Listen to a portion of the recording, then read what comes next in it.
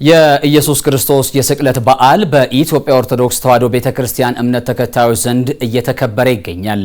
ዕለቱ ለአዳም የገባውን ቃል ይፈጽም ዘንድ መከራና ሞት የተቀበለውን ኢየሱስ ክርስቶስን በማሰብ ምእመናን ሥርዓተ ስግደት የሚፈጽሙበት ነው። ከማለዳው ጀምሮ ሥርዓተ ስግደቱ እስከ ምሽት 11 ሰዓት ድረስ በጾምና በጸሎት ስግደትና የዕለቱ የወንጌል ክፍሎችን በማንበብ ይታሰባል። በቅድስት ሥላሴ ካቴድራል የሚገኘው ባልደረባችን ሄኖክ ለሜ ተጨማሪ መረጃዎችን ሊያደርሰን በቀጥታ መስመራችን ላይ አግኝተነዋል። ከሱ ጋር አጠር ያለ ቆይታ እናደርጋለን። ሄኖክ እንደምን ውለሃል? በስፍራው ነው የምትገኘው። ያለውን ድባብ እንዲሁም ደግሞ ሃይማኖታዊ ስርዓቱን ልታስቃኘን ትችላለህ? አመሰግናለሁ በረከት። እንዴት አርፍዳል? ቀደም ሲል አንተም እንዳነሳው ይህች ዕለት በመላው የክርስትና እምነት ተከታዮች ዘንድ ታላቅ ስፍራ ይሰጣታል። ምእመናንም የኢየሱስ ክርስቶስ መንገላታቱን፣ ሕማሙን፣ መሰቀሉን እንዲሁም ራሱን አሳልፎ መስጠቱን በማሰብ ዕለቱን በጾም በጸሎት እንዲሁም በስግደት እያሳለፉት ይገኛሉ። ይህች ዕለት በዋናነት በተለይ ለአርብ አጥቢያ ከሐሙስ ሌሊት ጀምሮ ኢየሱስ ክርስቶስ በይሁዳ አማካኝነት ተላልፎ መሰጠቱን በማሰብ እንዲሁም ከሌሊት 11 ሰዓት ጀምሮ ደግሞ በጲላጦስ የፍርድ ውሳኔ ተሰጥቶበት ከማለዳው 3 ሰዓት ጀምሮ እንዲሰቀል መወሰኑን ተከትሎ ምእመናን ያንን እያሰቡ ኪርያላይሶን እያሉ ዕለቱን ያሳልፉታል። እንዲሁም ከስቅላቱ ውሳኔ በኋላ ከ3 ሰዓት ጀምሮ ወደ ቀራንዮ እስኪሄድ ድረስ ያለውን ግርፋቱን፣ ሕማሙን እንዲሁም መከራውን በማሰብ ምእመናን ዕለቱን በስግደት ያሳልፉታል። ከ6 ሰዓት ጀምሮም እንግዲህ በመስቀል ላይ መቸንከሩን፣ ሕማሙን፣ ስቅላቱን በማሰብ እንዲሁ ምእመናን ዕለቱን እያሳልፉት ይገኛሉ ማለት ነው። ለመሆኑ የኢትዮጵያ ኦርቶዶክስ ተዋሕዶ ቤተክርስቲያን ዕለቱን እንዴት ታሳልፈዋለች የሚለውን ተጨማሪ መረጃ እንዲሰጡን ንቡረ እድ ኤልያስ አብርሃ የጠቅላይ ቤተ ክህነት ምክትል ስራ አስኪያጅን ጋብዘናል። ከእሳቸውም ጋር አጠር ያለ ቆይታ እናደርጋለን። አባታችን እጅግ አድርገን እናመሰግናለን። እንደሚታወቀው በዛሬው ዕለት የኢትዮጵያ ኦርቶዶክስ ተዋሕዶ ቤተክርስቲያን የስቅለትን በዓል ያከበረች ትገኛለች። ለመሆኑ ምን ስርዓቶች በዚህ ዕለት ይፈጸማሉ የሚለውን መረጃ ቢሰጡ። በመጀመሪያ ለመላው የኢትዮጵያ ኦርቶዶክስ ተዋሕዶ ቤተክርስቲያን ምእመናንና ለኢትዮጵያውያን በሙሉ እንኳን ለጌታችን ለመድኃኒታችን ለኢየሱስ ክርስቶስ በዓለ ስቅለት እንኳን በሰላም ያደረሳችሁ ማለትን እወዳለሁ። እንደሚታወቀው በኢትዮጵያ ኦርቶዶክስ ተዋሕዶ ቤተክርስቲያን በታላቅ ስነ ስርዓት ከሚከበሩ አበይት በዓላት በአሁኑ ጊዜ እያከበር ነው የሚገኘው በዓለ ስቅለት ነው።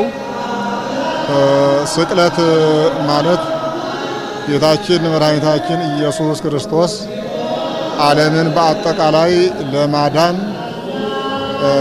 በቀራንዮ በመስቀል ላይ ተሰቅሎ ደሙን ያፈሰሰበት ሕይወቱን መስዋዕት ያደረገበት ማለት ነው። በእርሱ መስዋዕትነት በእርሱ ደም ፈሳሽነት ዓለም ድኗል።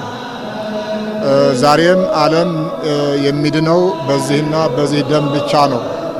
የኃጢአታችን መደምሰሻ የበደላችን ማስወገጃና መሰረዣ የጌታችን የመድኃኒታችን የኢየሱስ ክርስቶስ ደም በመስቀል ላይ የተሰቀለው ነው። ሞቱም ቤዛችን ነው። በዚህ ቤዛነት በእርሱ ጽድቅ እኛ ጻድቃን ሆነን በእግዚአብሔር ፊት ከቅጣት ከፍርድ እናመልጣለን ነው። እንግዲህ ይህንን በዓል ቤተክርስቲያናችን ለየት ባለ ሁኔታ ነው የምታከብረው።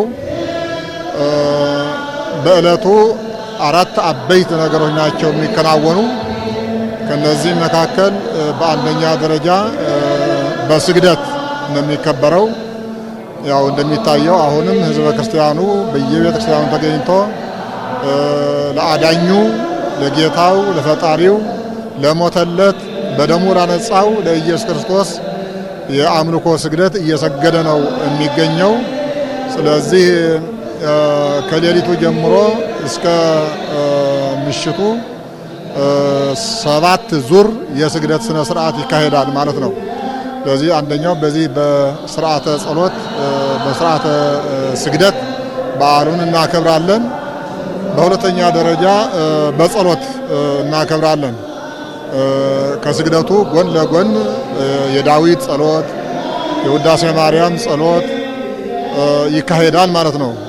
ስለዚህ ሁለተኛው ጸሎት ለእግዚአብሔር ማቅረብ ነው። ስለ ኃጢአታችን፣ ስለ ዓለም ሁሉ ኃጢአት፣ ስለ አጠቃላይ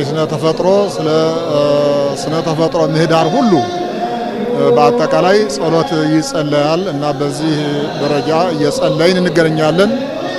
በሶስተኛ ደረጃ ቅዱሳት መጻሕፍትን መስማት ነው። በከፍተኛ ደረጃ ኦሪትም፣ መዝሙራትም፣ ቅዱስ ወንጌልም፣ መጻሕፍተ ሐዲሳትም በብዛት ይነበባሉ። መጻሕፍተ አበውም ሃይማኖተ አበው የሚባለው ዮሐንስ አፈወርቅ መጻሕፍት፣ የቅዱስ ቄርሎስ መጻሕፍት እነዚህም ይነበባሉ እና እነሱ ይነበባሉ። ያው ትምህርታቸውን ስለ ጌታችን ስለ መድኃኒታችን ስለ ኢየሱስ ክርስቶስ ነገረ ስቅለት የሚያስታውሱ፣ የሚያሳስቡ፣ የሚያመሰጥሩ፣ የሚያስረዱ፣ የሚናገሩ መጻሕፍት ናቸው። እነዚህን በማንበብና በመስማት በሶስተኛ ደረጃ በዓሉን እናከብረዋለን። በአራተኛ ደረጃ በመዝሙር በተለያየ ጣዕመ መዝሙር ማለት ነው። ስግደቱ እየተዘመረም እየተሰገደም ነው የሚዘመረው።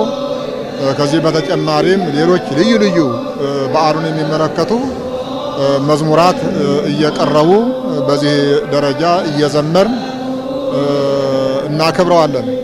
በአምስተኛ ደረጃ ያው ትምህርተ ወንጌል ይሰጣል ማለት ነው። ስለ ነገረ ስቅለቱ በቅዱስ ፓትርያርኩ ትምህርት ይሰጣል። በብፁዓን አበው ሊቃነ ጳጳሳትና በሊቃውንተ ቤተ ክርስቲያን ስለ ነገረ ስቅለቱ ሰፋ ያለ ትምህርት ይሰጣል። በእነዚህ ስነ ስርዓቶች እና ስርዓተ አምልኮዎች በዓለ ስቅለቱ ከሌሊቱ 10 ሰዓት ጀምሮ እስከ ቀኑ 12 ሰዓት በታላቅ ስነ ስርዓትና በደማቅ ሁኔታ በዓሉ ይከበራል። አባታችን እጅግ አድርገን እናመሰግናለን። መልካም ጊዜ ሁሉ። አሜን አሜን። ክቡራን ተመልካቾች እንደተከታተላችሁት እኛም ደግሞ በተገኘንበት የቅድስት ሥላሴ ካቴድራል ቤተክርስቲያን እጅግ በጣም በርካታ ምእመናን በቤተ መቅደስም እንዲሁም በቅጥረ ግቢው በመገኘት ስርዓተ ስግደትን እየተከታተሉ ይገኛሉ። በአጠቃላይ ምእመናንም ስርዓተ ስግደቱን ስንፈጽም የኢየሱስ ክርስቶስ ሕማሙን መከራውን በማሰብ እንዲሁም ደግሞ በዙሪያችን በተለይ ያለፉት 2 ወራት በጾም እንደማሳልፋችን ያንን ማንነት በይበልጥ አጠናክሮ በማስቀጠል ሊሆን እንደሚገባም ነግረውናል ማለት ነው። መርሃ ግብሩ በቀጣይም በከሰዓቱ ይቀጥላል።